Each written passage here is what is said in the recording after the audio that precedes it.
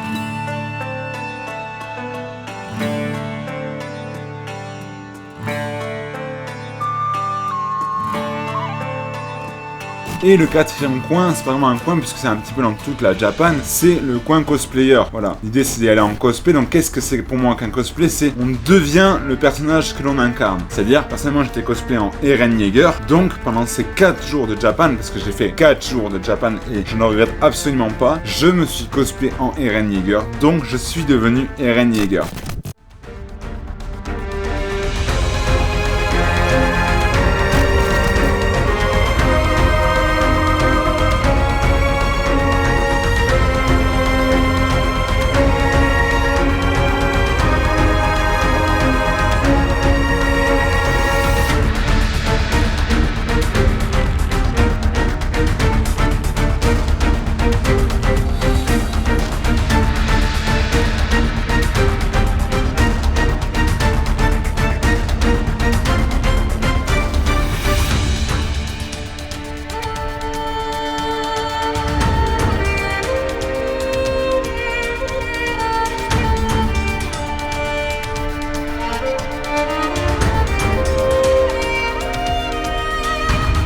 J'ai pu rencontrer de fabuleuses personnes. Malheureusement pas d'abonnés, j'aurais bien aimé vous rencontrer, mais c'était un petit peu dommage parce qu'on n'a pas pu se voir. Cela dit, je ne vous en veux pas, ça se fera peut-être une autre fois. En tout cas, je vous laisse profiter de la vidéo. Vous allez aussi avoir à la suite de celle-ci une vidéo unboxing, ou alors celle-ci sera intégrée à la vidéo, mais ça, vous le découvrirez, qui vous montrera un petit peu mes achats de la Japan.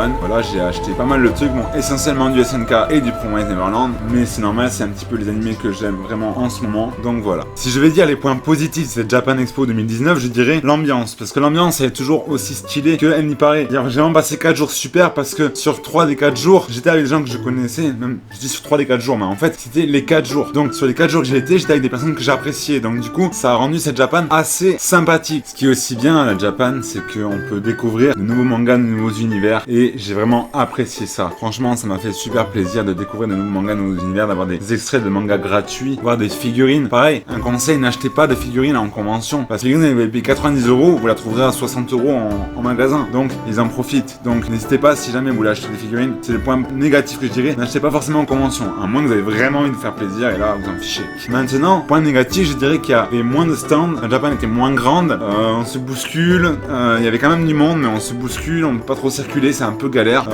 Sinon voilà, c'était un peu dommage cette année, je la trouve un petit peu moins bien que l'année dernière. Mais c'est quand même bien, j'ai quand même aimé parce qu'on est avec des gens qu'on apprécie. Et une Japan seule, c'est moins marrant qu'une Japan avec des gens qu'on apprécie. En tout cas, si la vidéo vous plaît, n'hésitez pas à lâcher un petit pouce bleu, à vous abonner, à commenter, et puis pourquoi pas se voir à une prochaine convention, car la prochaine convention que je ferai, ce sera la Rajaku 2019, qui est une convention gratuite en région parisienne. Donc n'hésitez pas, si vous voulez qu'on se rencontre, faites-le moi savoir. N'hésitez pas à me MP sur Discord, tout ça pour qu'on s'organise tout ça. Et bien évidemment, je ferai sûrement la Paris Manga 2019, d'octobre 2019, qui viendra par la suite. Sur ce, je vous laisse, merci d'avoir regardé cette vidéo. Et surtout, quoi qu'il arrive, soyez forts comme l'assaillant.